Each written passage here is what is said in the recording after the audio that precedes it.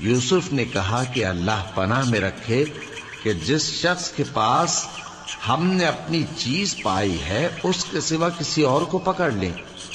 ایسا کریں تو ہم بڑے بے انصاف ہیں۔ آخر جب وہ اس سے نا امید ہو گئے تو الگ ہو کر صلاح کرنے لگے۔ سب سے بڑے نے کہا، کیا تم نہیں جانتے کہ تمہارے والد نے تم سے اللہ کا عہد لیا ہے،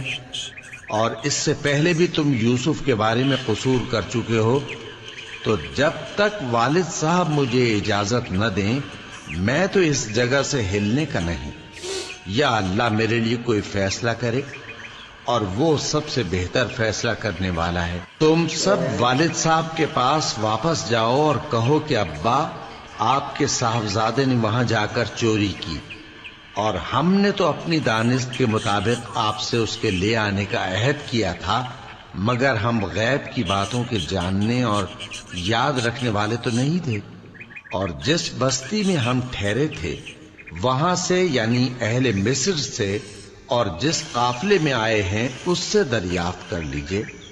اور ہم اس بیان میں بالکل سچے ہیں۔ جب انہوں نے یہ بات یعقوب سے آ کر کہی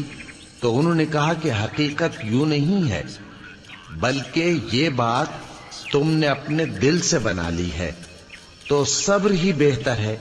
عجب نہیں کہ اللہ ان سب کو میرے پاس لے آئے، بے شک وہ علم والا ہے، حکمت والا ہے۔ اور ان کے پاس سے چلے گئے اور کہنے لگے کہ ہائے افسوس یوسف پر، ہائے افسوس، اور رنج و الم میں ان کی آنکھیں سفید ہو گئیں اور ان کا دل غم سے بھر رہا تھا۔ بیٹے کہنے لگے کہ واللہ آپ تو یوسف کو اسی طرح یاد ہی کرتے رہیں گے یہاں تک کہ آپ گھل جائیں گے یا جان ہی دے دیں گے۔